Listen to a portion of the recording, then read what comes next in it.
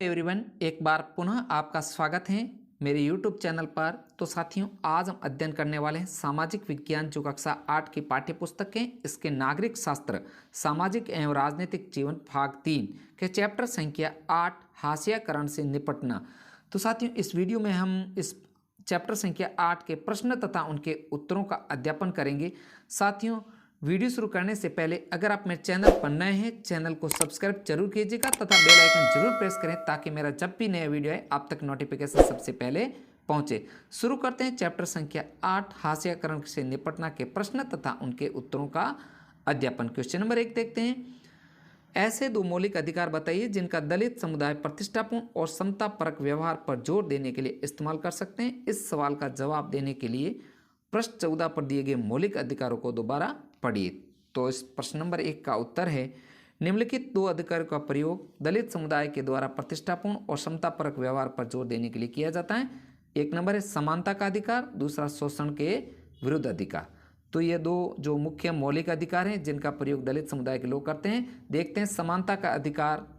संविधान के अनुच्छेद 14 से लेकर 18 तक समानता के मौलिक अधिकार का वर्णन किया गया है जो भारत के सभी नागरिकों पर समानताएं प्रदान करता है। इसके तहत जो मुख्य समानताएं दी गई हैं, अनुच्छेद 14 के तहत कानून के समक्ष समानता।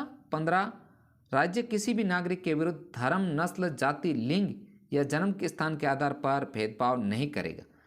नेक्स्ट है अनुच्छेद 16 सार्वजनिक स्थलों पर सभी को लोगों को बिना किसी भेदभाव के इस्तेमाल करने की छूट है।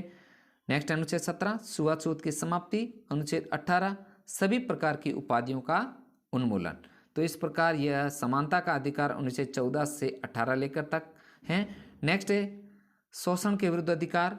इस अधिकार का वर्णन संविधान के अनुच्छेद 23 से लेकर 24 में किया गया। अनुच्छेद 23 है मानवों की खरीद फरोख्त पर रोक लगाता है और किसी भी व्यक्ति से उसकी इच्छा के विरुद्ध बेकार करवाने पर रोक लगाता है।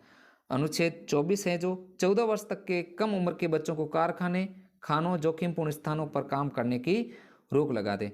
तो साथियों, ये दो जो अनुच्छेद हैं बहुत ही इंपॉर्टेंट है, समानता का अधिकार तथा शोषण के विरुद्ध अधिकार। नेक्स्ट है प्रश्न 2, रत्नम की कहानी 1989 अनुच्छेद जाति एवं जनजाति अत्याचार निवारण अधिनियम के प्रावधानों को दोबारा पढ़िए। अब एक कारण बताइए, रत्नम ने इसी कानून के तहत शिकायत क्यों दर्ज करवाई। उत्तर है, रत्नम ने गांव की अगड़ी जाति के लोगों द्वारा बनाई गई अपमानजनक परंपरा को मानने से मना कर दिया।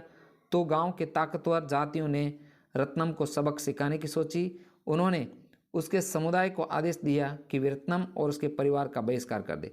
सभी को यह कहा गया कि कोई भी उसके परिवार से किसी तरह का मेलजोल नहीं रखेगा। एक रात अचानक कुछ लोगों ने आकर रत्नम की झोंपड़ी में आग लगा दी। रत्नम किसी तरह अपनी माँ के साथ जीवित भाग गया। उसने अनुसूचित जाति जनजाति अत्याचार निवारण अधिनियम 1989 के अंतर्गत स्थानीय थाने में मामला दर्ज कराया। रत्नम ने इस कानून के अंतर्गत अपनी शिकायत इसलिए दर्ज करवाई क्योंकि यह कानून समाज के दलित समुदाय के लोगों की अगड़ी जातियों के द्वारा उत्पन्न उनकी रक्षा करता है। इस कानून का उल्लंघन करने वालों के खिलाफ कठोर सजा के प्रावधान है। अतः रत्नम अपने ऊपर अत्याचार करने वालों को कठोर से कठोर सजा दिलवाना चाहता है। नेक्स्ट साथियों, 3 नंबर क्वेश्चन, के.सी. जानू और अन्य आदिवासी कार्यकर्ताओं को ऐसा क्यों लगता है कि आदिवासी भी अपने परंपरागत संसाधनों के छीने जाने के खिलाफ 1989 के इस कानून का इस्तेमाल कर सकते हैं। इस कानून के प्रावधानों में ऐसा क्या खास है जो उनकी मान्यता को पुष्ट करता है। तो साथियों, इस प्रश्न का जो उत्तर देखते हैं, के.सी. जानू अन्य आदिवासी कार्यकर्ता का मानना है कि आदिवासी भी उतने परंपरागत संसाधनों के छीने जाने के खिलाफ 1989 के इस कानून का प्रयोग कर सकते हैं। उनका कहना है कि जिन लोगों ने आदिवासियों की भूमि पर जबरदस्ती कब्जा कर रखा है उन्हें इस कानून के अंतर्गत दंड दिया जाना चाहिए। उन्होंने कहा, यह कानून जनजातीय समुदायों के केवल वही लाभ देता है जिस संविधान में आश्वासन दिया गया। उनका कहना है कि संवैधानिक रूप से आदिवासियों की जमीन को किसी गैर आदिवासी व्यक्ति को नहीं बेचा जा सकता।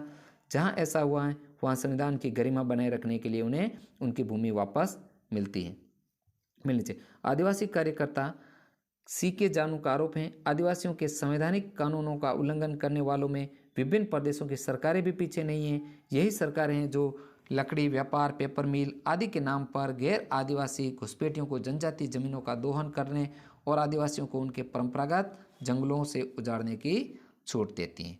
नेक्स्ट साथियों, 4 नंबर क्वेश्चन, इस इकाई में दी गई कविताएं, गीत इस बात के उदाहरण हैं विभिन्न व्यक्ति और समुदाय अपनी सोच, अपने गुस्से और अपने दुखों को किस तरह से अभिव्यक्त करते हैं। अपनी कक्षा में 2 कार्य कीजिए। तो क के तहत दे रखा है, एक ऐसी कविता खोजिए जिसमें किसी सामाजिक मुद्दे की चर्चा की गई हो, उसे अपने सहपाठियों के सामने पेश कीजिए। 2 या अधिक कविताएं लेकर छोटे छोटे समूह में बंट जाइए, उन कविताओं पर चर्चा कीजिए, देखें कवि ने क्या कहने का प्रयास किया है।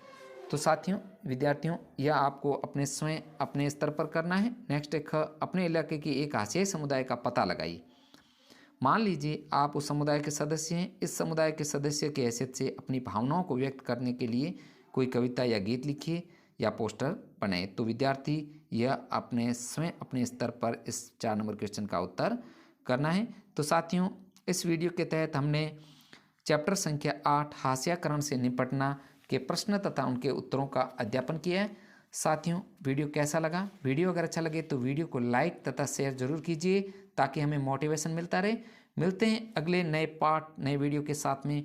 वीडियो देखने के लिए आपका दिल से धन्यवाद। साथियों, मेरे चैनल की प्लेलिस्ट में जाके आपको कक्षा 8 के संपूर्ण सामाजिक विज्ञान के वीडियो के प्रश्न तथा उत्तर आपको वहाँ से मिल जाएंगे। आप वहाँ से इनका अध्यापन कर सकते हैं। धन्यवाद।